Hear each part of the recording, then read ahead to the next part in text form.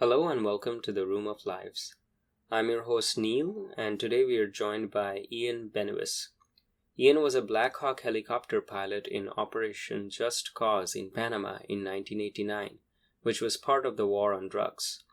After the war, Ian joined pharmaceutical giant Pfizer and witnessed firsthand the rise of synthetic opioids and SSRI-based meds for treating anxiety and PTSD. In the years since, Ian has been healing himself and other veterans of trauma using plant-based medicines and psychedelics of Latin American origin. In the previous episode, Ian gave a broad overview of his experiences and work to a room full of people and took many questions. In this and the next section, we are one-on-one on our couch for all the additional questions I have for him. In this part of the conversation, I ask him about his experience of war. He talks about his days of training for and flying the Blackhawk and being deployed in Panama. He shares some of the experiences of fighting a war that leaves so many people in trauma for decades to come. We will discuss the politics and philosophy of the war machine, its intent, and its unsustainability. Then we will enter deeply into talking about Ian's own trauma that arose not from war, but his personal childhood experiences. And he will talk about the ways in which he has used plant medicines and practice and seen himself heal from this trauma over the years. We then talk about the medication that's commonly prescribed today to anxiety and PTSD patients, why it doesn't ultimately work, and what changes we wish to see in drug policies that can move us forward towards a more sensible world.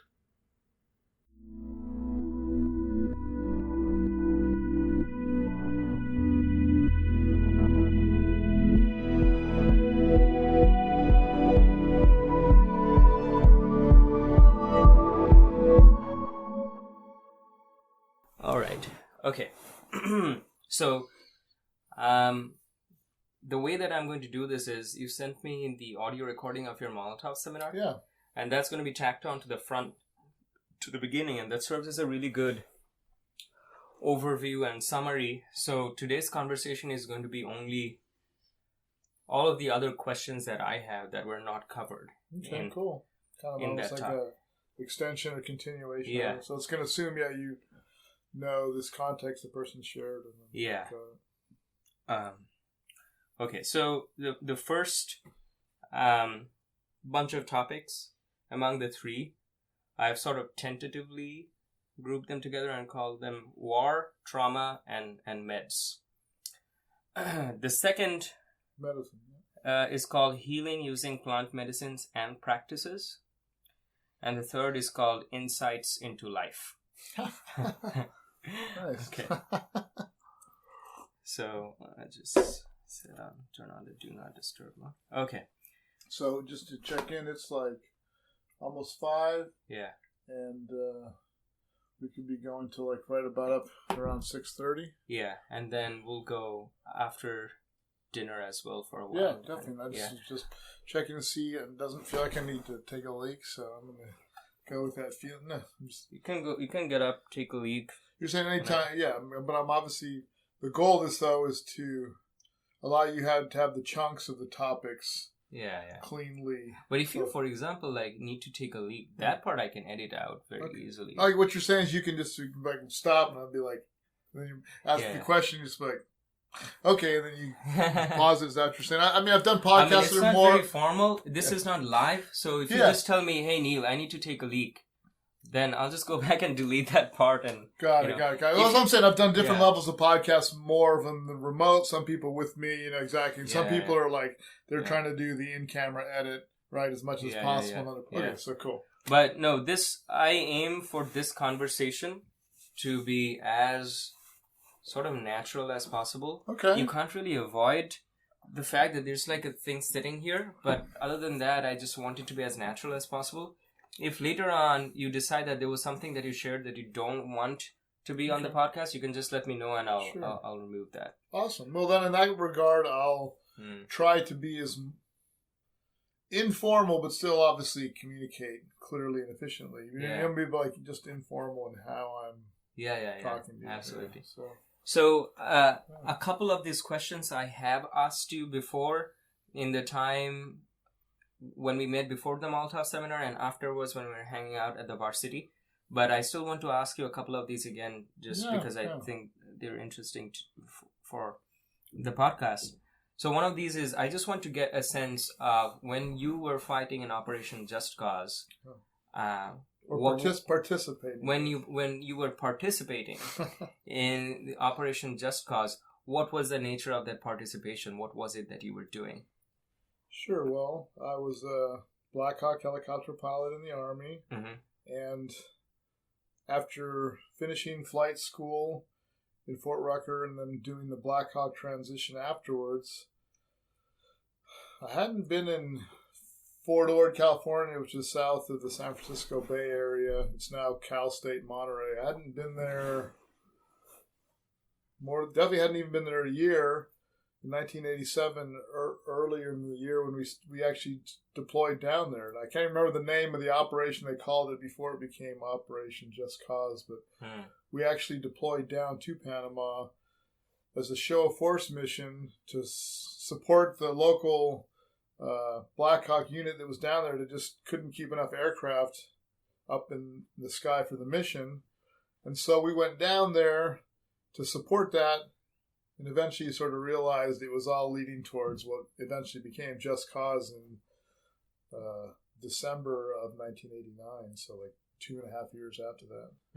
And so I would rotate down there for 3 months, and we would be based out of Howard Air Force Base, living in these open barracks, a couple hundred people living in bunk beds. For 3 months. 3 months at a time, right next to your buddy and right your buddy above or below. Yeah. No air conditioning. Yeah. No even screens or anything. I mean, you'd have some vampire bats come into the... Okay. Yeah. I see. So we rotated down there. Then you'd come back for 3 months or whatever and be doing field exercises back at Fort Ord in our training center nearby, Fort Hunter Liggett, where the Hearst Castle is. And then like I said, in late December on Christmas time of 1989, we invaded Panama to reel in Noriega. So half of our Blackhawk unit at that point was already on the ground. And then the rest of us came down, within a couple days. I was 6 months old when this was happening. Oh, wow. So you're trying to, imagine yourself in that spot. So I've asked you this before, but so you used to fly the Blackhawk. Yes. And you received training for this before, somewhere else before you went into Panama. In flight school. Yeah. At Fort Rucker, it was 9 months long, and then the Blackhawk portion of it extra was, I can't remember, 6 or 8 weeks, maybe 6 weeks. Yeah. And what was it fun to fly the? Yeah, it was really amazing that after a month of actually flying the aircraft, they would let you fly it by yourself. So you'd have a couple weeks of ground school where you were going over the physiology of flying and things like autokinesis, motion parallax, these things that occur to you when you're flying, vertigo, the biophysics of flying, how physics affects the body. And so then you would get in these small, back then, now you would start in a Huey, the kind of Vietnam era helicopter. But when I went through, you started in this thing called, what was it? It was the same helicopter you might see for traffic or like a beach helicopter. This looks like this little bowl, super small, with this tiny little rotor blade and rotor blades, and it can fit 2 people inside it. So that's what we learned in. Yeah. A month from the time you took your first hover, where you went out in a field, and there's all these other helicopters from look like little kids, all trying to hover together with your instructor pilot. Yeah. A month later, you're flying that thing by yourself at about 100 feet above the ground, 60, 70 miles an hour. Yeah, so it's incredible, super freedom. You feel like you're, like a bird, and with a helicopter, you can go in any, direction you want to go in. But did it make you nervous that you were carrying other people, and if you made mistakes, you guys are gonna die. That's a really good question, and in going to Panama, the war part of it was really, where there was lots of shooting going on, happened really in just the first, day or two. And after that, it was just more cleanup operations by the time I got there. But, I flew like over 600 hours, and in my recent, I know we'll jump around on different topics here, but in my recent medicine work of working on all that, it's been a big surprise to find out how heavy the burden of every time you took off in the helicopter, how your life and everyone else's life was dependent on one another. And it turned out to be a heavier burden from the perspective of releasing it now. And doing my work. Yeah, I see. Okay, so I'm going to just read the second question because I felt like I managed to word it well. Okay. Can you share some war experiences of yourself and others that illustrate why it causes such trauma, depression, and suicidal thoughts? Yes, absolutely. For myself, really no. Like I said, not been in Iraq or Afghanistan, and Panama was this really big special ops operations, mission, and the actual shooting part was the first day or two right before I got there. But I've got lots of friends who are veterans who have been in Iraq and Afghanistan, and some examples, and of course these are, relayed anonymously about the identities, but this is stories people shared with me. A friend who's a Marine in Iraq was on a mounted vehicle with, I want to say, a 50 cal. I don't even want to say what? I didn't want to say it because I don't know what the weapon was. Maybe it could have been an M60. So let me just strike what my mouth just first said there. But anyway, he had a high enough powered rifle on for the vehicle. Yeah. And they were next to a hotel, and this 14-year-old around that age kid came running out of the hotel with this thing on his back. Yeah. So my friend swung the rifle around and shot him and killed him. And it turned out it was a young kid, carrying like an old style camcorder on his shoulder. And he had not in the process of that disobeyed any orders, nor had he violated the rules of engagement. So from the military's perspective, Geneva Conventions, he hadn't done anything wrong, but of course, that's the horrible reality of war, is that you don't have the luxury of the time to, decide if it's an RPG or it's an old school camcorder, and you have to take action. Yeah. Or that's the choice one has to make. And I know another veteran who was in the Army in Iraq, and their first experience in firing their weapon was killing two insurgent kids, killing two children that were strapped to the front of an insurgent's vehicle with weapons. Yeah. So some kind of impossible game of chicken. And so he shot them. And another friend who was in the Army in Afghanistan, and same kind of thing, in a more urban environment, and something, got his attention in a field of view where they were engaged with people, right? And he swung his rifle around because you had to shoot first when you noticed that person, and it turned out it was a, unarmed civilian child who was just in the, in the frame. Yeah. And, so those are the kind of things that weigh on people, separate from any other variations on that, but just where you have to make a choice. You have to make that it creates in that way like a form of survivor's guilt, right? Yeah. And you made a choice that only that maybe God should be making. The other angle that I was kind of thinking about, and I've mentioned this to you before, is that the experiences that you talk about, that you describe of going out and fighting in war, is so far removed from the day-to-day experiences of people like us, living in societies like us, that it feels like, well, number one, I just want to get a sense or communicate a sense of what it is like to be fighting a war. And we see it on TV, but it's kind of like on this TV screen, it's happening somewhere else, and it's kind of like watching a movie. You don't really, I mean, you registered the facts of it, but I feel like we even after we see all these images and stories, it's very hard for us to even begin to imagine what it's like to be there and to fight. Sure. Again, I want to emphasize for myself, right, like my not having personal experience in Iraq or Afghanistan, just of what that's like for myself, but other people and what other veterans have shared with me. And, you know, my experience of just flying a helicopter is that, number one, when you're in a constant state of hyper-arousal. You know, it used to be in war, you had fronts and you would fight, and then people would take breaks and then they come back and fight some more. Now it's 24/7. You can't tell, you know, an opposite fighting force from civilians. Yeah. Wherever you are, people can mortar you at any time. You know, and so you're constantly.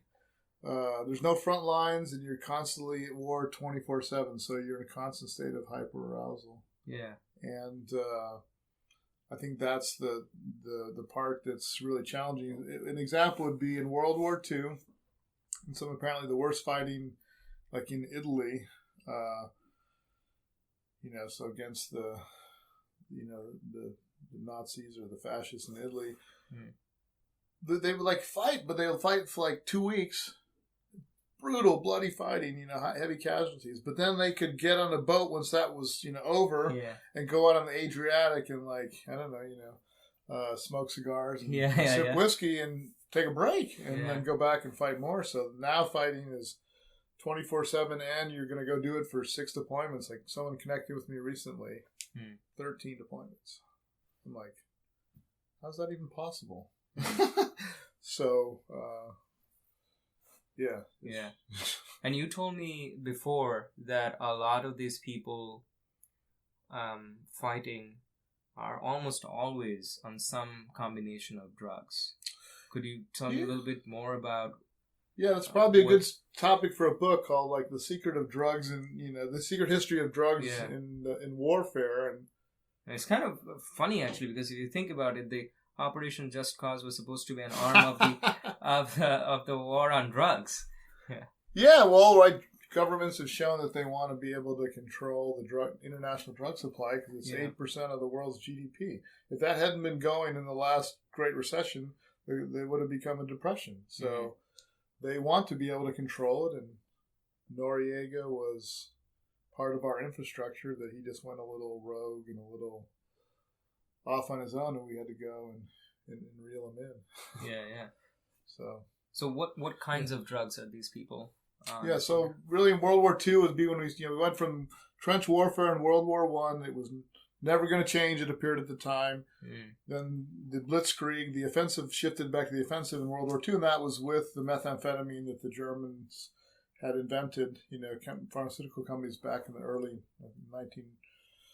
1900s, whatever. And so every Air Force pilot that's been flying since then from the U.S. in any of our engagements has been on methamphetamine. And there's a history of people fighting wars and getting, you know, different medicines or intoxicants to get them to fight or allow them to fight. And now it's things like Ambien, which is, you know, this hypnotic to potentially help people sleep since you're fighting all the time. And so people are on these meds while they're over there already serving to get sleep, and they're, you know, in some ways disassociated while they're on the meds, or these are hypnotic, so they just have all these really variable effects. And so it's not even when they wait till they get home.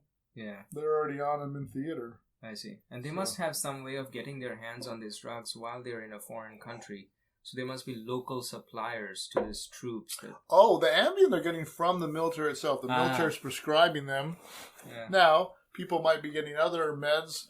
In Vietnam, they were getting cannabis and, you know, opium or heroin locally, right? Now, because the government's providing the meds for the fighting, they wouldn't have to go and even get those. The government doesn't provide the meth, though. Yes, it does. Yes, of course, it prescribes it. I mean, Adderall is just two different. Okay. There's a mixture of two different, versions, right, of amphetamine, left and right-handed and stuff. So, but nothing quite as strong. Prescribed. How else can you fly if you're from Diego Garcia and you're going to go fly your bomber? You know what I mean? Yeah. For I see. 10 hours or 12 hours, you're going to get refueled in the air. This is how you can fly all over the world. So that they have to be. Yeah. On, I don't know, have to be, I'm saying that the military's thought is that they have to be on these things to allow them to do those missions, and it's no different than a truck driver taking meth to drive his, stuff across country. Same concept. They wouldn't be prescribed something quite as strong as, let's say, cocaine. No, right. But they'd be prescribed methamphetamine. I mean, there's you can get that as a legal prescription if you have narcolepsy. Yeah. So, yeah. I see. This is the irony, and I'm sure we'll talk about other stuff. The drug war, right? On one hand, you have methamphetamine, it's bad, but if you get amphetamine and Adderall, it's cool, and you have cocaine, it's bad, but if you get it in Ritalin, which is like the most similar chemical to cocaine, within the kind of pharmaceutical realm, it's bad. So it all depends who your dealer is. Were you on any of these medications or drugs when you were in Just Cause? So, interesting question. As an Army pilot flying helicopters, right, which are short-range things, and we had to be at crew rest. After a certain number of hours of flying, you had to have a certain number of hours off, and it had to be at least the number of hours you had flying off. So if you flew for 8 hours, then you would need to at least have 8 hours off. But trying to get you the rest. So we were super controlled. You couldn't even take Sudafed, any kind of like ephedrine. So I was never on anything ever the whole time I was flying ever. Okay. That's a good thing, I would say. Yeah, absolutely. But if you're I said, an Air Force pilot, and you're flying, hours and hours and hours. Yeah. That's why they would be on that stuff. Yeah. So, but like in the Air Force, if you were a helicopter pilot, you might not. Get those at all. So, I can already start to imagine that, being so strongly for the other people being so strongly dosed through such a period of constant stress. When you come back from the war, it's going to be highly unlikely that you will be able to resume a normal drug-free life. You would become dependent on a lot of these things. You're setting up a likely avenue for more medications to be in your future. You mentioned earlier that a lot of the trauma in your case did not arise from your experiences in war. Correct. But it had to do with your personal experiences in childhood, it had to do with your sister. So this is a somewhat personal question. You don't have to answer any more than you want.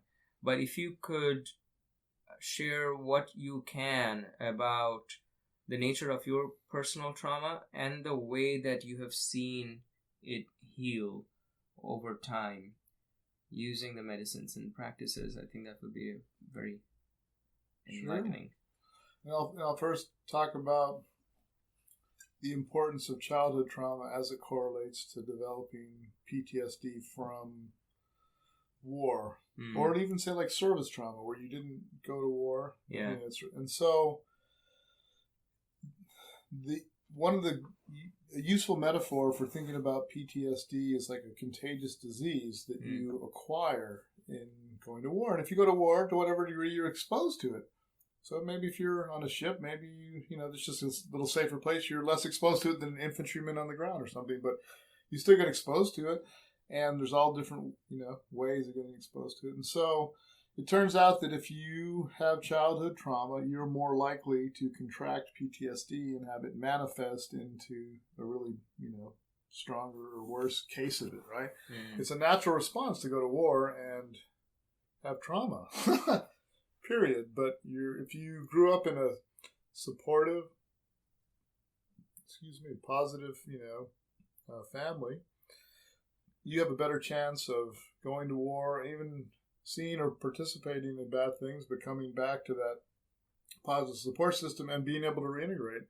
But if you already had a broken childhood and a lot lots of difficulties, it makes it a lot harder to come back and do that. And the military also specifically targets in one way and recruits for those kind of people, which is saying, hey, you take your antisocial or improper behavior here within the context of this family life, but you can take it in the military and go kill other people, and we'll very interesting. Redirect that. So, in what way would you say use the word target? Yeah. In what way would you say it may not be explicit, but no, I don't. Yeah, it's not explicit. It's not explicit at all. I don't. Yeah, it's not. It's not in any way explicit. It's just how you would recruit people for anything. Yeah, you have a certain recruitment procedure that ends up selecting for individuals with. You're saying to someone, "Hey, would you like to direct all that anger towards somebody else?" Yeah. That's the level of targeting. Yeah. It's not like I'm going to go look for angry young kids, But there is a certain amount of, some kid got in trouble and the judge is like, you can go join the army or go to jail or something. That sort of happens. I see. But the military the army just missed its recruiting targets by a couple thousand for the first time in a very long time. So should I continue to your question about about me and my trauma? Right, that was really the question. Is how are the medicines helped me work on my trauma? Well, if you could just briefly just state what your trauma arose from, sure, even if you do not want to describe it. No, I don't have any challenges that I'm aware of at this point in talking about that, and that's been a big part of the work, of course. I would say I have two major groups. One is the death of my sister, and the other is 2 incidents of sexual trauma. And I was in 2nd and 3rd grade, different in Tennessee and Hawaii. So those are the primary traumas. The first, I was 4 months old, and my older sister was 1.5 years old. And we were in a car in Algeria with my father, who's originally from there, my mother. We met in France at university, and we're back there after being married with 2 young babies in a car accident before seatbelts. And my sister died. Oh, how old were you and your sister at that time? I was 4 months, and she was 1.5 years. Okay. So right from the get-go, without even verbal, I have survivor's guilt.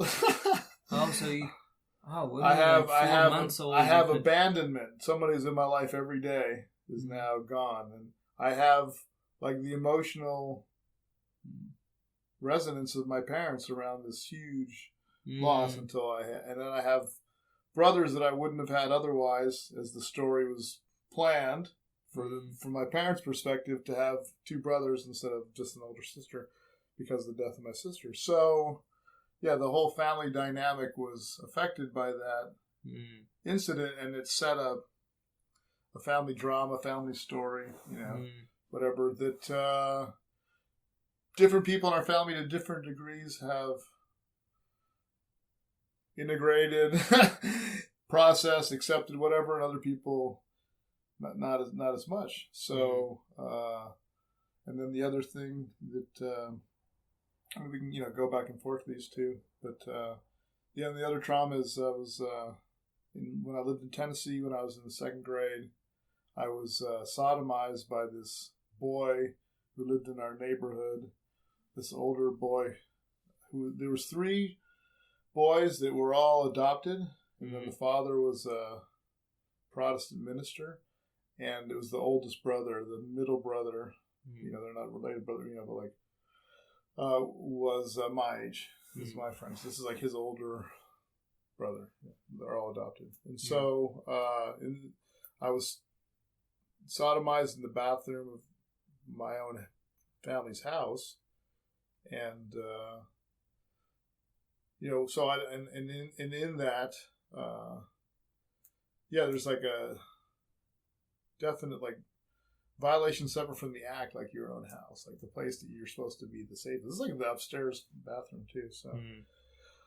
So, anyway, and so then in Hawaii, I was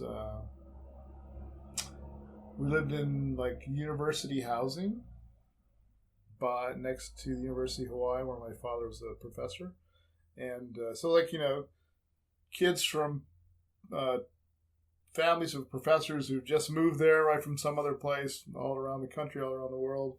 Anyway, and I was the only unwilling participant in a group of people. These kids, elementary school age kids. These kids were older, but they'd forced me to have sex with this girl. I was the only unwilling participant, and which was, for me, I didn't. And people were making fun of me, saying that Ian effed, won't need to swear, but this other girl were like teasing me like on the playground, as it were, and I was like, I don't even know what that word, applying sex, even means. I couldn't tell you, you know what I mean?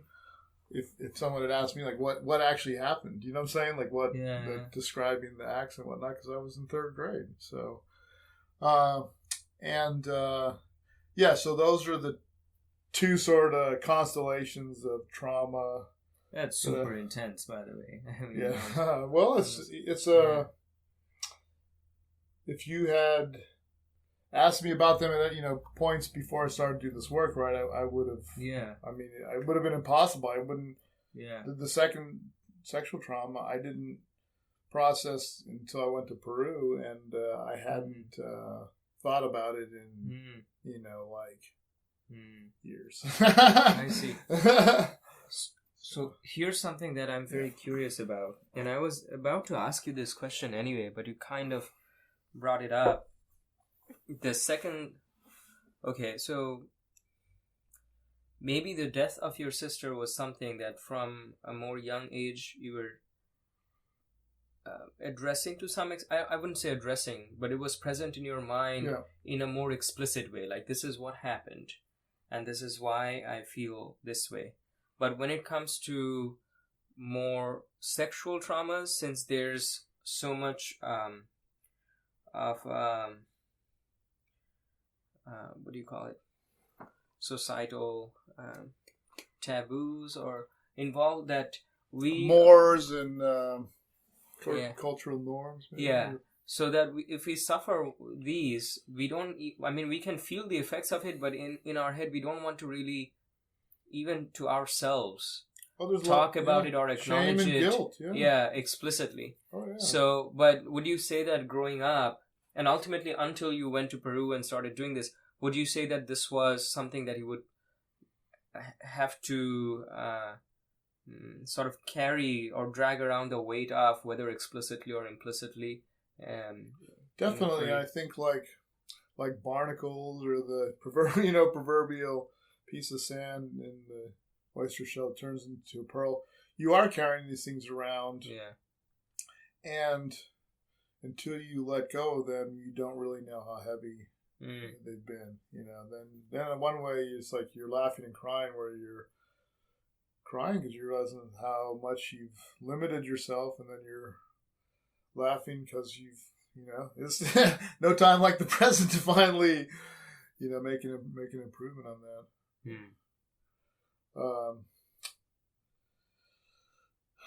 Well, ask me the rest of the question again. The rest of the question was, I mean, I got the answer to that, but I mean, I was just kind of trying to understand that. Okay, so this is the period of time during which you had been sort of carrying this around. Yeah. And then when you started slowly getting into these medicines and the practices, I know that it's a whole complicated thing and it cannot be really easily summarized. But if you could touch some key points on in what manner you noticed yourself healing. Oh, I can tell you, these are like those 3 different events have like 3 different specific healing ceremonies that are connected with their first release. First, you know what I'm saying?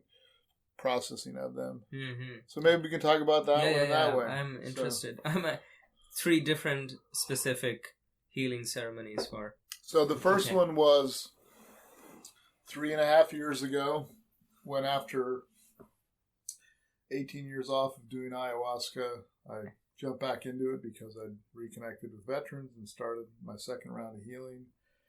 And it was on the second day of a 3-day ceremony.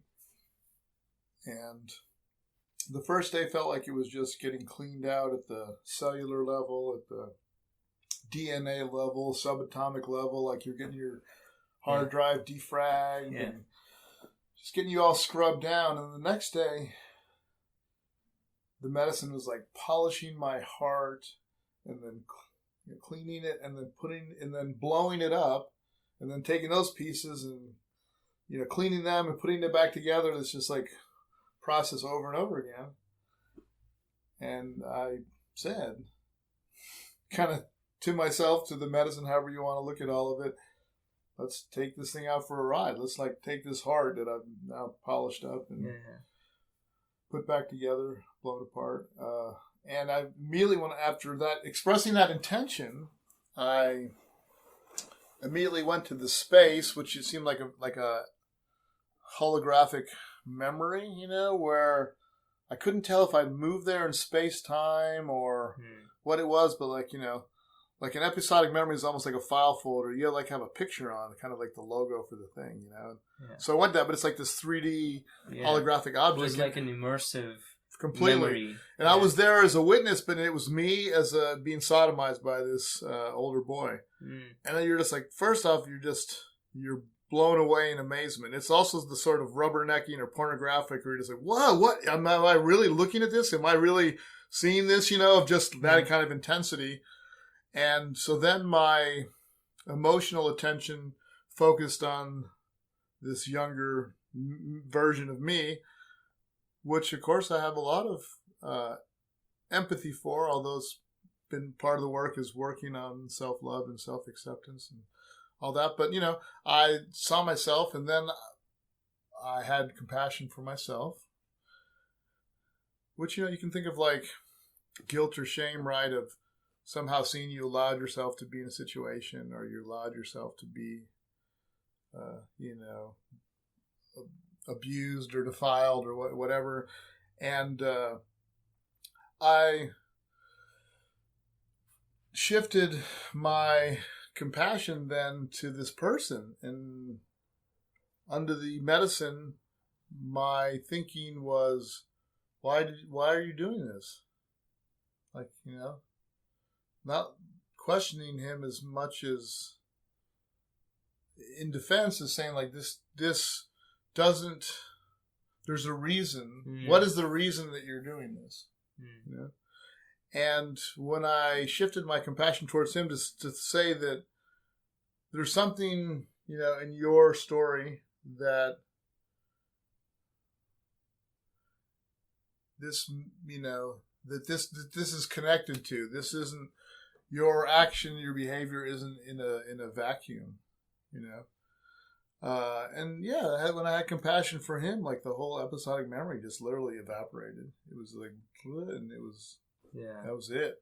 It was like done, like complete. It was me finding a way to forgive him, to let go his injury to me, allow me to let go of the injury to myself, and to accept myself, and to let go of my guilt about about perceived allowing injury to myself, or shame of disappointment in myself, or grief that I had, sadness that I'd lost part of myself, or I'd let this happen to me. And so and then and then I went and did other work and other stuff and had another day. And so the second one that I mentioned, that was in Peru, and I went down there for. But for this first one, were you not? When you said I wanted to take this new polished and reassembled heart out for a ride, were you not nervous for a moment that all this work that has been done is going to be now contaminated again by trying to get into like a negative? Well, I didn't even get to the point. It was no. Okay. It was like, let's do something with this. There's a reason for this. I'm letting go of something. I'm energetically opening up to something. I'm opening up my heart. Whatever all that means. And I'm basically, let's go do something with this. Let's go test this out. let's put it to the test. And later I was just thinking about, universal questions and stuff like that, and getting cosmic downloads. And, But, I mean, this is something whose kind of weight and pain you had been carrying around for years. And this was sort of the first time that you deliberately decided to go into it with a very different intention. So were you not nervous for a moment there of sticking your neck out and going into... Well, maybe one could say maybe that while I was on the medicine, which is down-regulating my ego, which means reducing my judgment, and it's engaging other centers of the brain that aren't normally turned on outside of my default mode network, giving me a greater and more useful or maybe balanced perspective. And then when I can safely do that, then I can more easily look at these episodic memories, which normally would be too emotionally overwhelming, but under the medicine, you have a safety of the container and the way the medicine's working to be a psychic magnifier. But it is in a gentle but both direct way as possible. I see. And then getting to see that. So there's an inherent balance in the medicine. I was going to say safety, but balance where the medicine meets you where you're at and gives you what you need at the time and shows you what you're capable of handling. And I didn't go and saying, oh, let's take us out for a ride because I knew that. I just knew that's what you should do. Intuitively at that moment, I didn't have any plan. I didn't have any plan. I'll get my heart. I'll get my body clean, and then I'll be more healthy, and then I'll get my heart polished, and then I'll go. There was none of that. It's just, that was what was in my heart when my heart was. When I was doing that work, and that's just what my intention happened to be. And there wasn't any fear because a lot of that fear was being down-regulated, and also I was trusting the medicine that. How's this? Because that day I remember the medicine coming on was one of the strongest times ever, and it was just like pulsating, and it was just like boom, boom, boom, just and like this flower of life was showing up, and I'm like, holy shit, I can't take this. This is just too powerful. And then I thought, this is DMT. This is already in me. This is part of nature. There's no line I can draw or boundary. So what am I worried about? And then that's when I got, letting go into that possible fear. And then that's when after that, I was getting my heart polished. So, it's a continual handoffs of letting go. Letting go of the rung of the ladder to grab the next one. But you have to actually take your hand off. That's the thing. And then put on the next one, and then you can just keep on letting go. But you have to trust that there's, you're going to be able to get the next one. So I want to ask you about the other two ceremonies as well. But first, when you said that there were three...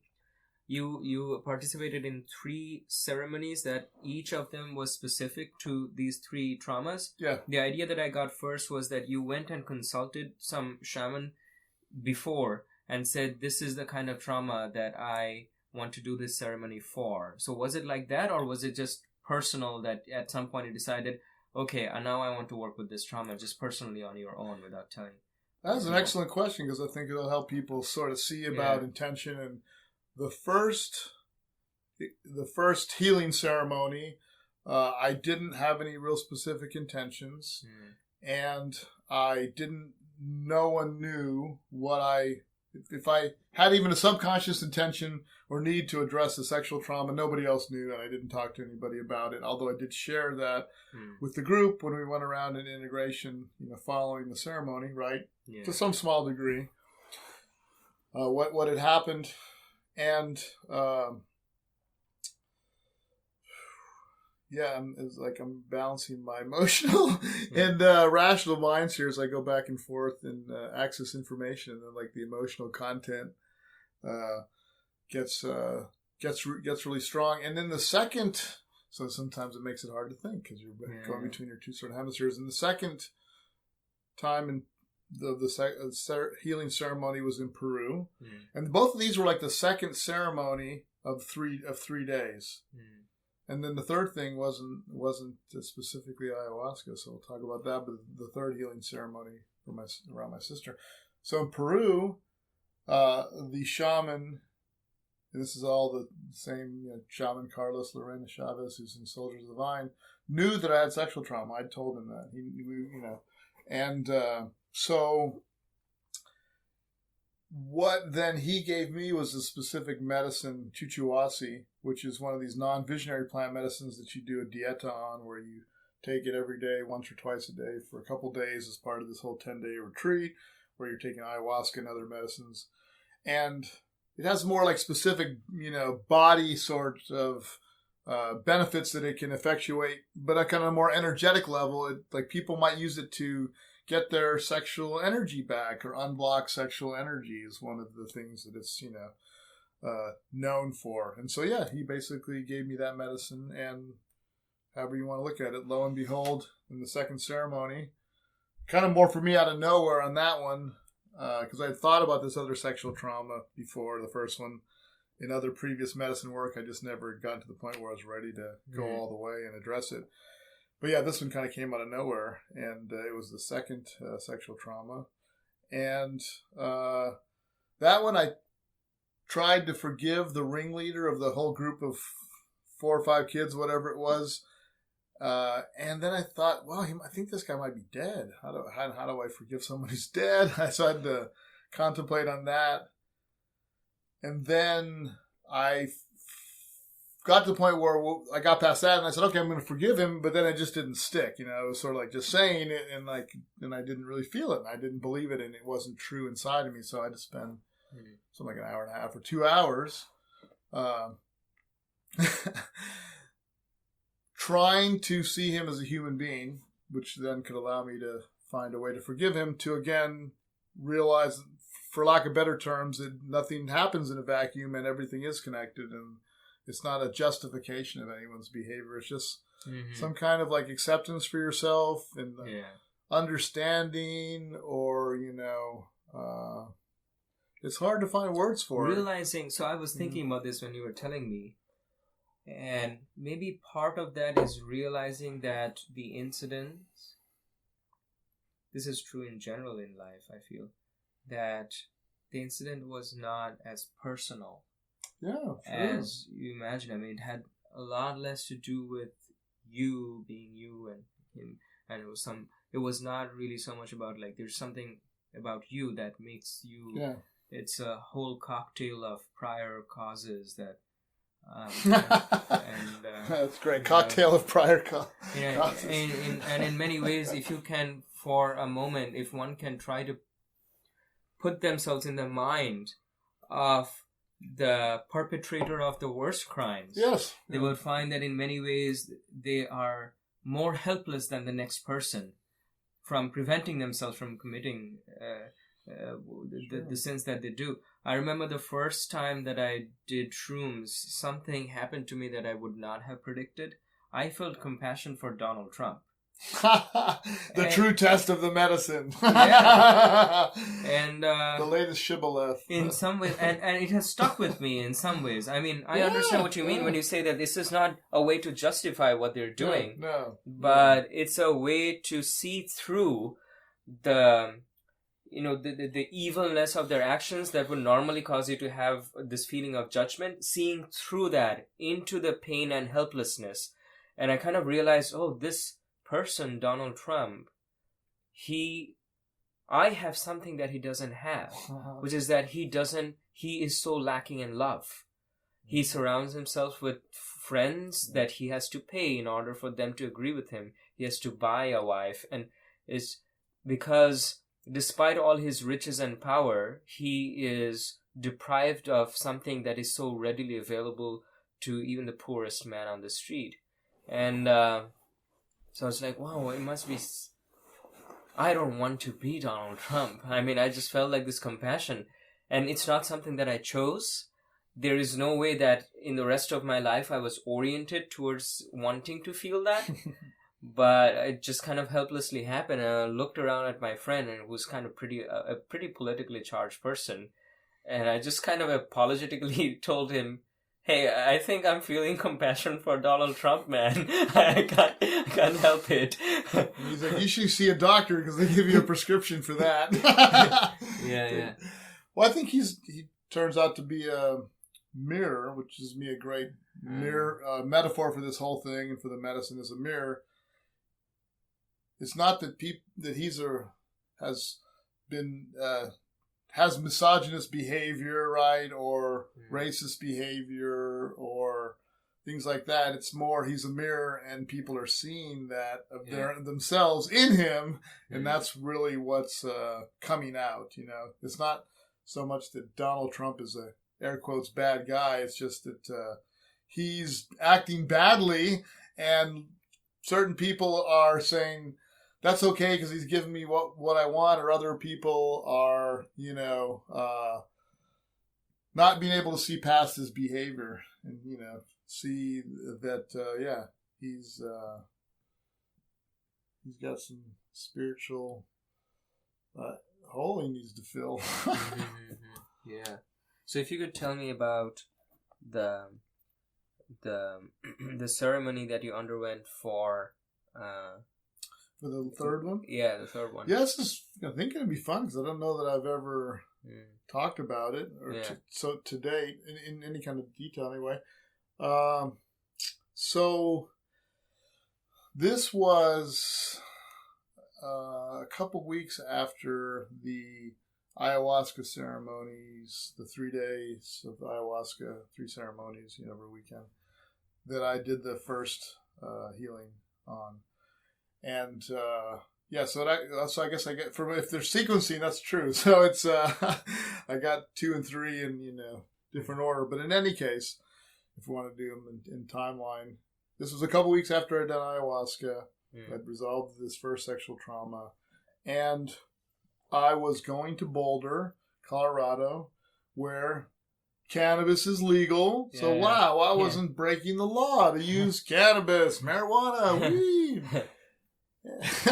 Right, so I got a conscious cannabis ceremony from this person who was like a healer, but trained. What was his actual? It was like he had a master's degree from Naropa, and I can't remember what exactly what it was, but he knew yoga and body work and breath work and all this stuff. And so he used cannabis in his living room with a or sort of like a timed playlist, and he was going to be a guided meditation where he's talking to me, but I'm not necessarily at all talking back to him. So he's like taking me through my body, right, and pay attention to, focus on this and do this, and then he'd ask me things. So what happened was I took just like 7 puffs of this cannabis. Sure, it was high end or like well cultivated, by what more to mean, and but it wasn't anything beyond just cannabis. And through this like ritual, and the rapport I felt with him and comfort and all, after these 7 deep puffs and my breathing, I entered into a psychedelic space like you might be on one of these other medicines. Yeah. And first, that just kind of blew my mind. I'm like, how, I knew the power of cannabis, but I'd never been in this space that just seemed so like ayahuasca or mushrooms or something like that. So he was working me through my body, starting with my feet, so like attention to your feet. Like, so I'm literally, getting in tune with my own body, the energy moving through my own body is working up, and we do the whole body, and then I'm like feeling really relaxed and clear. And then now that I'm clear, he says, where does your attention go? And it went like right to my heart.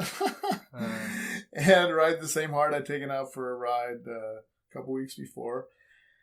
And then I thought about my parents, and I just like felt the weight of the death of my sister, like on my family, right, on me and on my whole family.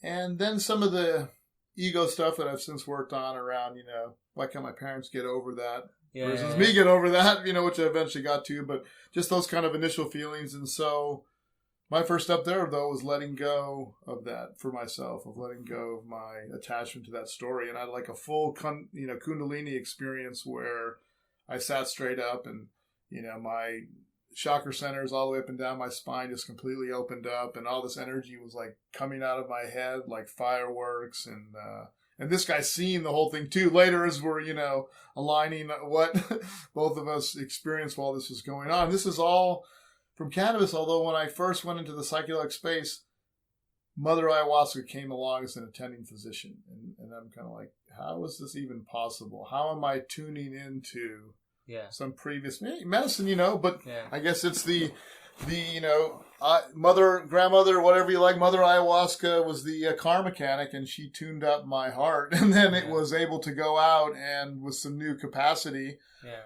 have,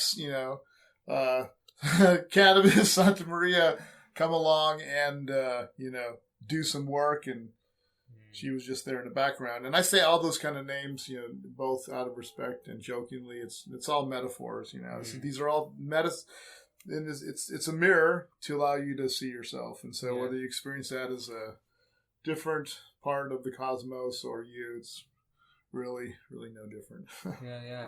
I remember that there were a couple of times when, after having experienced MDMA, ecstasy, a couple times, I had taken weed, I'd smoked weed, and a couple times it happened that some kind of valve opened or slipped into the MDMA mode. Yeah, reactivation would be the technical word. Yeah, and it had never happened before on weed, so I was very surprised and excited. Yeah. I was excited because I really very dearly value the kind of frame of mind that ecstasy puts me in. It was very informative. It was a very informative experience, and throughout the last several years, I have been trying to very deliberately steer my life in the direction of being the kind of person that I can be when I'm on ecstasy.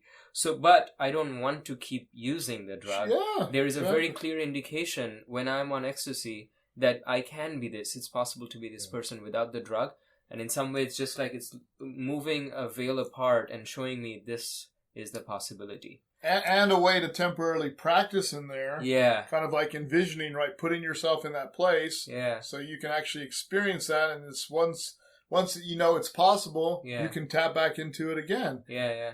Like doing a snowboarding trick or skateboarding trick. Once you finally do it and you get the muscle memory. And then cannabis turns out, in my personal experience, others as well, to be a powerful reactivator of any of these medicines. Yeah. So since ecstasy is synthetic, I can't... Or semi-synthetic, and also because there's like a down that happens at the end of the high. Yeah. That's why I can't I don't want to take it too much. Yeah. So when these couple of experiences happened on weed, I was super excited. Okay, it's been a while since I did ecstasy. It's not like there's that drug lingering in me. Yeah, exactly. So my only interpretation was, and it was a very happy interpretation, that there must have been some rewiring within me that has been left permanently. Hopefully not just as a result of having done the MDMA, but having realized what it's like and starting to reorient my life, that there is some change that's actually happening. And that will stay regardless of whether I do the drug or not. And it's making it easier for me to reactivate that on some other drug. So I was super excited. And it's funny, everything you said is true. And at the same time, when you're talking about experience that, your hands up by your head, and we have 10,000 neurons in the heart, right? I didn't know about that. Yes, we have heart neurons. We have the number of neurons of a cat brain in our gut. Yeah. So as I'm hearing you talk, I'm thinking as well, it's you're literally retuning your heart in one way, right? Yeah.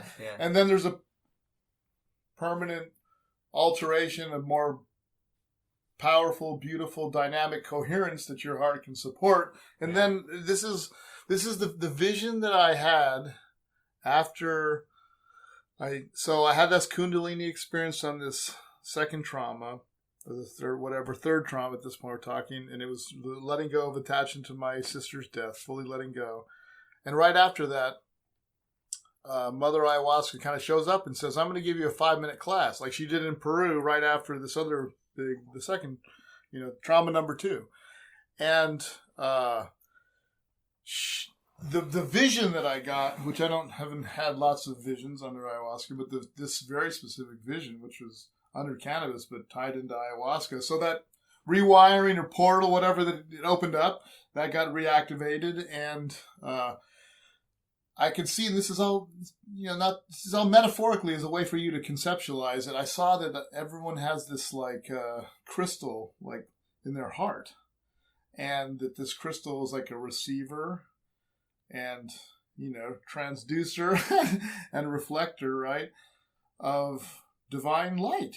And you get this, light from other people, other creatures, from the divine. And I can see this like bioenergetic matrix of light. And the whole goal I saw was to polish up your crystal so you could, receive as much light as possible and thereby turn around and shine as much light as possible. And I can see this whole thing connected together, and it's like all, pulsating light. So, yeah, I think we're trying to retune our human biofields, our human biocomputers, to maximize our ability to literally receive the love and transmit it back out. Yeah, to be as transparent. Yeah, exactly. And resistanceless exactly. to it as possible. And in some ways, still, but it's like right. It still sort of reflects back out, and however the energetic mechanics of that work. But exactly. Yeah. So what you want to be as transparent as possible, letting it in, and then I guess maybe you can think of that internal, essential reality that's inside of us, then it can shine out as much as it wants. So, you have said both in Soldiers of the Vine as well as in the Molotov seminar, you said something along the lines of veterans will be the exemplars of showing the world how political problems can no longer or cannot be solved through the use of violence. Or solved by war. Yeah. Is this an unpopular or discouraged opinion to have in the veteran community? Wow, I'm in the process of learning that and figuring that out. And of course, your quote of me there is really inspired or crystallized. Thich Nhat Hanh basically said the veterans are the tip of the candle. They're the ones that have to show the rest of society, how to transcend violence, basically. I'm sort of like paraphrasing something that he said, and it's true. And it's our eventual beating, and I say, transforming our swords into plowshares.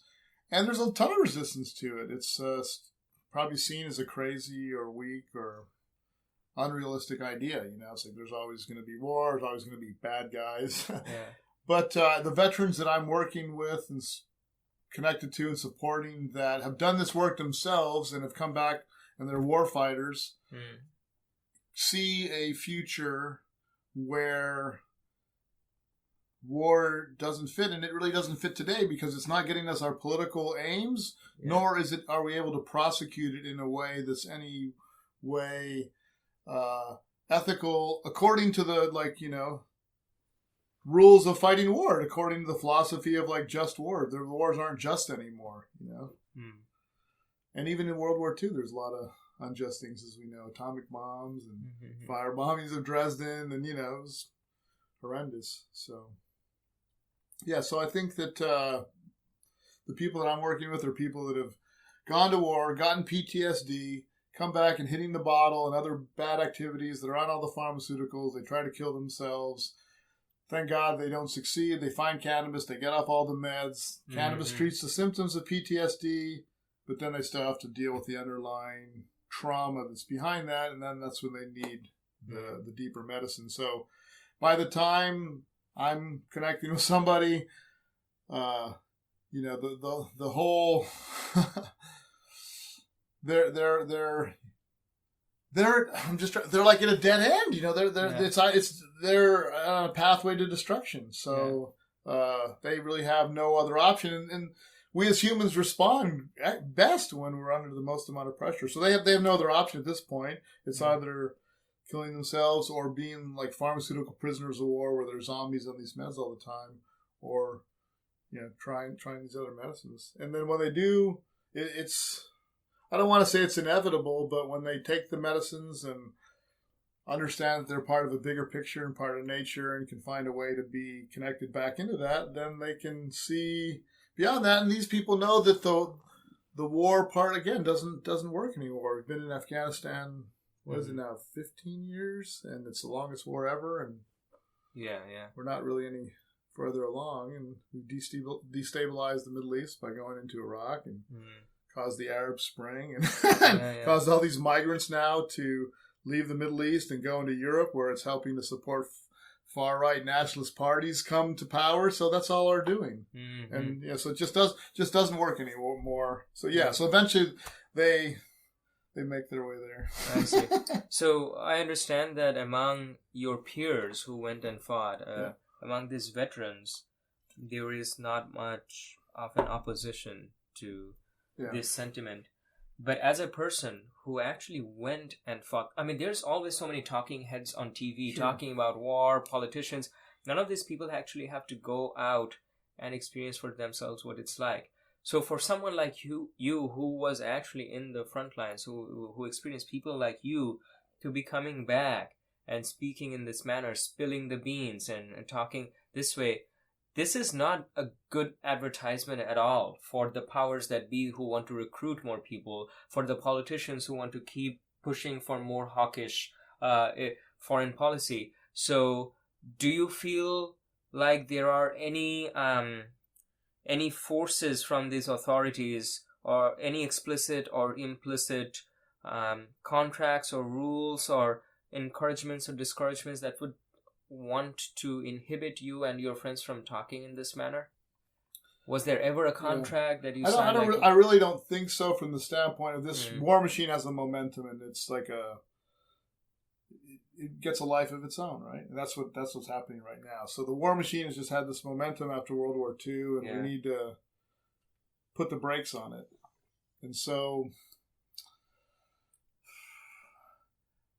I think ultimately those people want to heal the people coming out of the military, so that if we are going to keep any kind of military going forward, I'm not a pacifist. We should be able to defend ourselves, but we don't need the military to fight World War III. That we can't ever afford to prosecute. And the military, the Army anyway, for the first time, like I alluded to, is failing to meet recruiting goals. So we may have even broken the military at this point, right? In other words, where it's no longer sustainable. So I think the people like in the VA, they do care. It's just such a bureaucratic behemoth, that and so if you can show them a way, I think they're actually very open to it and want to heal. That's to tie into the fact that war ultimately brings the planet closer together faster and spins off technologies like out of DARPA, the internet, right? And all these life-saving technologies. So you can get to the point to hook up the whole thing and realize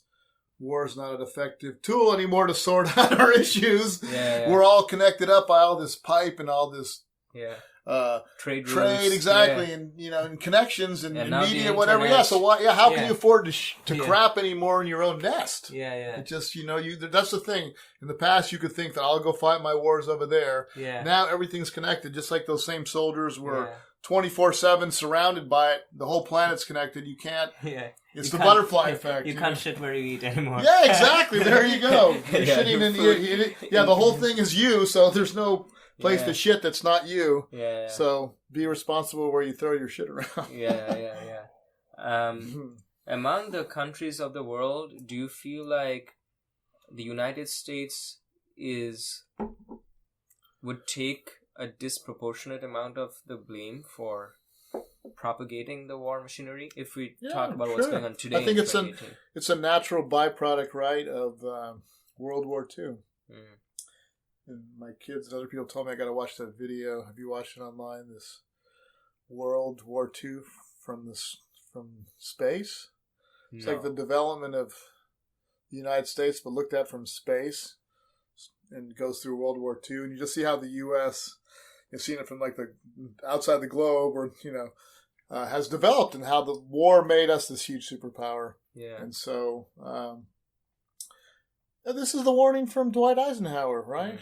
The military-industrial complex. Now some people call it the military-industrial entertainment complex, or the military-industrial pharmaceutical complex. Or isn't it interesting that a lot of pharmaceuticals are made from the byproducts of oil? So you go over there and fight for oil, then come back and you're on the byproducts of the petrochemicals. It's like a closed loop system. So I think the U.S. Needs to stop being the world's policeman. We have the best military in the world. We're not ineffectual because of the quality of the military or anything else. It's just war doesn't work anymore. Mm-hmm. We're too tightly connected. Remember, it used to be said you don't go to war with another country that has a McDonald's in it. Have you ever heard of it? I think that was something like Thomas Friedman said. Huh. And in that way, it's true, right? So it says, lucky then. Well, India has many McDonald's. Yeah, so instead of going and like bombing these places, go and set up McDonald's franchises. Yeah. So, but if we're getting all connected up, exactly. How do you kill them with French fries? Yeah. Go and build the infrastructure in Afghanistan instead of bombing the hell out of it repeatedly and then never building the infrastructure. Yeah. So, but once you let a thought virus like the Taliban and ISIS and all that loose by going and destabilizing the Middle East, it just continues to metastasize in these areas that have poor hygiene, and then like the ultimate sense of the word, right? It's just like a bad environment. Yeah. To some extent, I would say that it's not like people are trying their best and they're constantly failing to diagnose the problems. I feel like there are selfish actors in the political system who know that war is not good, but they know that, okay, here's the enemy. If I can propagate fear, I can use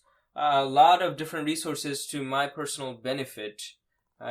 If I can create an enemy out there, then you will have to trust me in delivering you from this problem. And under those circumstances, there's a lot of accumulations of power that I can engage in. Well, it's a basic concept of projecting the evil out onto someone else, which is another country.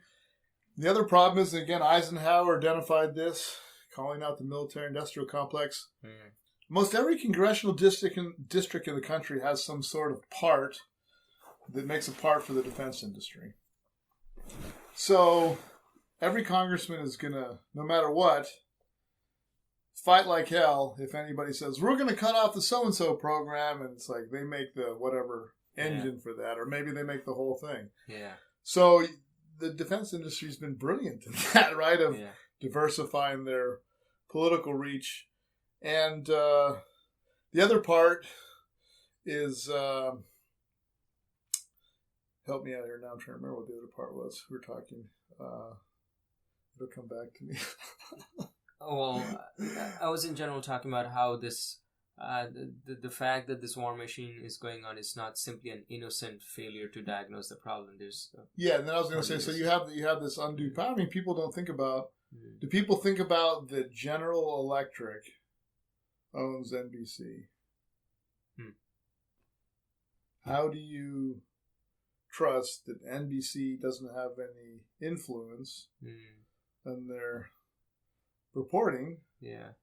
When the company that makes all these engines, that made the engines for the Blackhawk, has a vested interest in that. So that's the thing is, how do we repurpose the war machine into something else, into making drones and robots to plant? And it's not a failure of capability. It's just so far a failure of imagination, and people are just addicted to the war machine. So you have corporations that obviously are, and then you have that money goes to senators, and it's no one wants to appear soft on national security.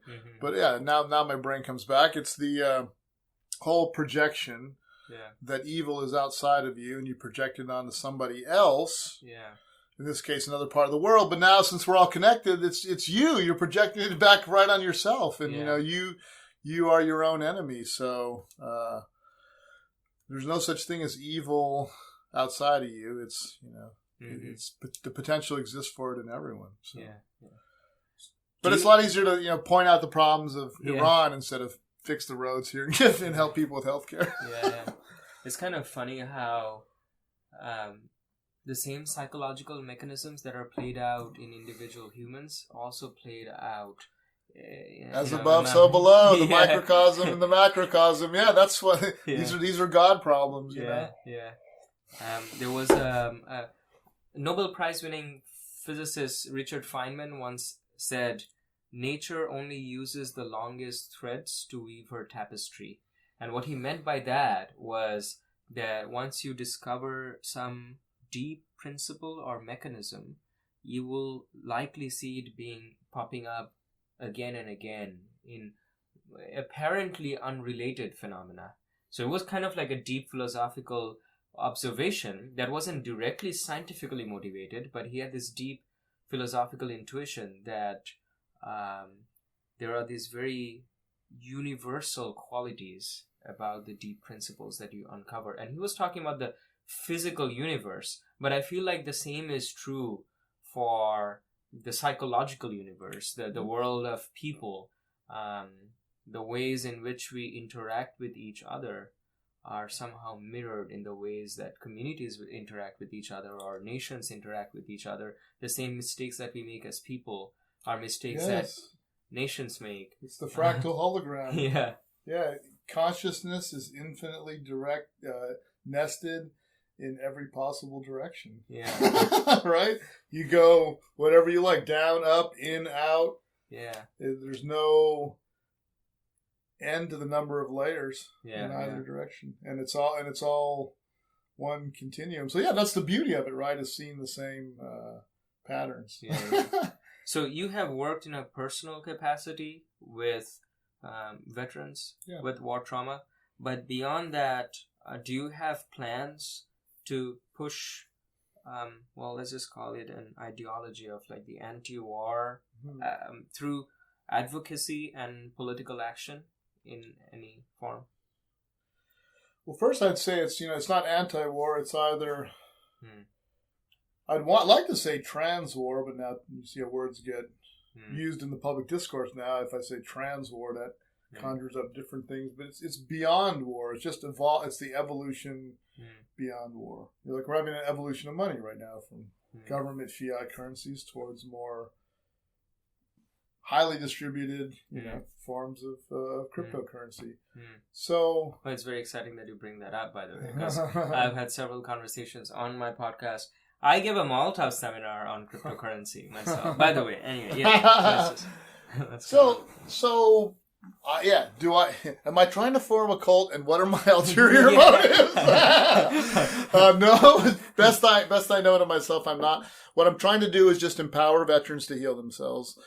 Traditional societies, let's say Native Americans, from what we know, they would fight with other tribes, and when the warriors came back, the tribe that they were part of would segregate them and make them go through purification rituals and ceremonies to reintegrate them back into the tribe, which is to say that bad stuff you did over there, which at that point they're viewing as a necessary evil, we don't want to infect, contaminate our sacred space here, which is all us hanging out together and being in families and being a community and growing and, farming, whatever we do. And so they would go through that process, and our society doesn't have that. So we don't even have the rite of passage, and a lot of people join the military to get that, and then they come back and they're not reintegrated. They're made into pharmaceutical prisoners of war. From my perspective, if they can get these medicines, they're a buried treasure. Their veterans were 7% of the population, something on that order. So these are people that have already, in some level, whatever their motivations, dedicated to service, hopefully dedicated to a higher calling, want to really serve the greater good. And it's the right thing to do we sent them, we need to give them a chance to reintegrate. But when you allow these people, give the people support, help them reintegrate, and they get that healing, they get that empowerment, and then they go and do amazing stuff just right out of the gate that's not around any particular, ideology or movement or belief system or anything. They're just more healthy, empowered individuals, and then they can help the collective. So it's doing the right thing and then tapping into that resource. So the other part, though, I would really emphasize is that in the military, anytime we did a mission, we would conduct then an after-action report or after-action review. Or you have a review, which then a report was something that would be potentially generated from that, whatever, but a report back to the higher command to say, how did the mission go? And this is what needs to happen from the use of the military in Iraq and Afghanistan, which is, hey, our military is awesome in doing its job, but you can't do the job anymore in modern warfare. It doesn't work. There's too much ecological damage, collateral damage. It costs too much. It really creates more enemies, than it kills. And so, I'm not worried at all. And right? I mean, if our hope is that we're gonna, if we give in that we're going to be fighting against each other for the foreseeable future, what kind of future is that? I don't want to be part of that. Let's find a way to maybe there is enough to go around, and it's not a zero-sum gain. And if we work together, we can generate more, so we don't have to compete over resources by fighting with them. It's just a failure of imagination. We have the technology, right? We throw away 40% of our food in America, so it's not a capacity, production, technology even problem. It's a failure of imagination. So I've learned for myself, in having the prophetic tradition as a model, we're trying to follow. I'm like, what are these guys' magic? What's their secret trick? Because they use the truth, but they use it in a way that really is effectual, and sometimes they might get killed even, but most of the time they're able to use it powerfully, and it's vulnerability. Vulnerability, transparency, honesty, authenticity. It's the only viable strike first weapon. Every other weapon, right? I do anything else to you, and your default reaction is to hit me back. If I say, here's who I am, and here's something about me that reveals some information about me that potentially you could use as an advantage against me, I'm saying I'm confident no matter what. I'm just going to do it, and I'm confident enough that I can handle that disclosure because I'm confident enough in my own self-integration responsibility. So then that creates a floor for the other person can disclose something, and then you're heading in the direction of more openness and connection rather than let me get bigger sticks to beat you up with. So eventually we end up with intercontinental ballistic war, right, and war games, and that doesn't sound like a very fun end game to the simulation. We'll get to that. Is this the war simulation? I think we can do better. Let's do it on the video games instead. It's like, right, beating each other up. Now we play sports. Right, fighting people in the battlefield. Now let's do it online. I mean, apparently it's fun, and a lot of people do it.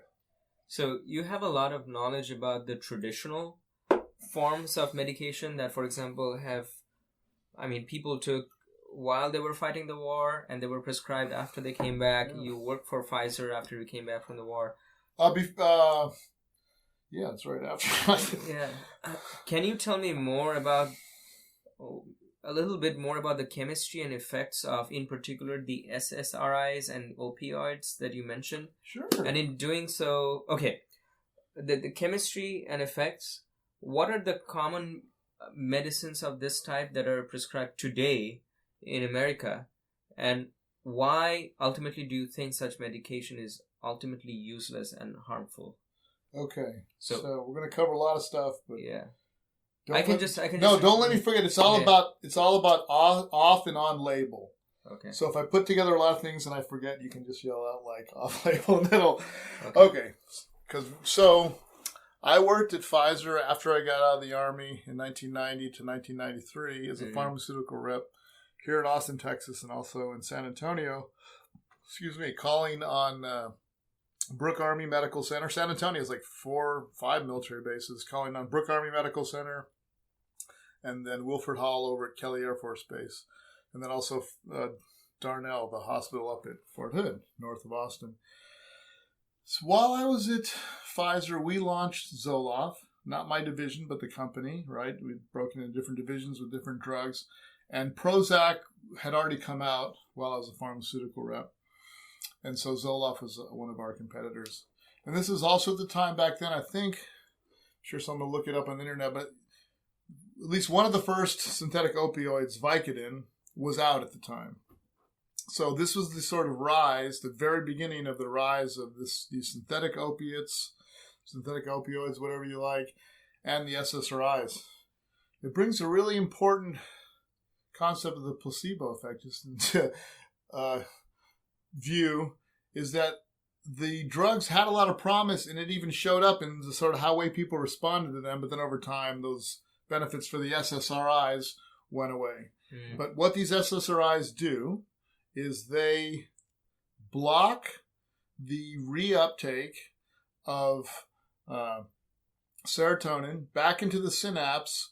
So they block that receptor site, and that just means there's more serotonin in the synapse to be able to fit back into the other side where you're going to get a benefit from, experiencing more serotonin, which affects mood and sleep. And so, and interestingly, 85 to 90% of it's produced in your gut. So there's natural SSRIs, things that are MAOIs, like passion flower, weaker, chocolate, weaker, Mopacho, the tobacco from South America, very strong, and then ayahuasca and Syrian rue. So these are SSRIs. There's tricyclics. There's more, old school MAOIs that block these things, and some of them are even irreversible, right? So you have to stop. Yeah, if they keep on going for 2 weeks. So there's natural ones, and then these synthetic ones. That what they do, though, is that instead of sort of boosting serotonin, they end up more like acting as sort of mood stabilizers, but they just sort of crunch down your empathy. They downregulate empathy. So you don't have the lows anymore from being depressed, but then you don't have the highs either. So you just sort of take your signal. Yeah. Like you take your high def signal and you just crunch it down into the AM radio. That's really the sort of biggest way I could describe it for most people. Now when even in the studies when they got the drugs passed, they improved like on this scale, your depression scale, whatever. I think it goes to around 150, by 7 points. So these things the promise that they showed when people gave it to them was probably the placebo effect, is what I'm really saying. And over time, they showed not to be really that useful. Now, don't get me wrong. Some people have some benefit from SSRIs, but it's a really small group. And then the other thing is, so then the side effects eventually are suicide and suicidal ideation. Oh. Because you get that signal clamped down, and so you don't get the lows anymore, but you don't get the highs. You just feel like you're going through life as a zombie. Yeah, you're kind of numb. You're comfortably numb. How much of a difference would it make if I just kill myself? How alive am I right now anyway? Exactly. So an important thing to know, though, is for PTSD for the military, there's only 2 drugs, and they're both SSRIs. I won't remember the specific names, but that are on label for PTSD. And that means that they have safety and efficacy data from the FDA that the drug companies have submitted, where the FDA says this is actually allowed for this. Once you get a drug indicated for any one thing, then a doctor can write that's on label, on the label of the FDA. So that you have this, and you have back pain. It's indicated for back pain or just pain. I'm able to give it to you.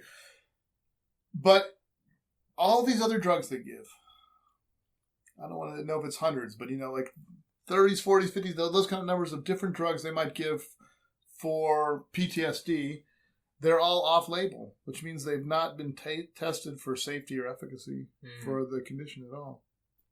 So you have just these doctors that are beta testing pharmaceuticals on millions of people, whether it's the military or not.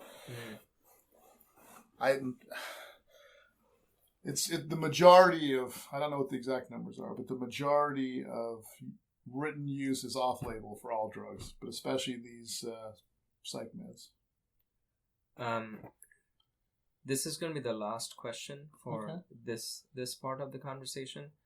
It's a continuation of what we were just talking about.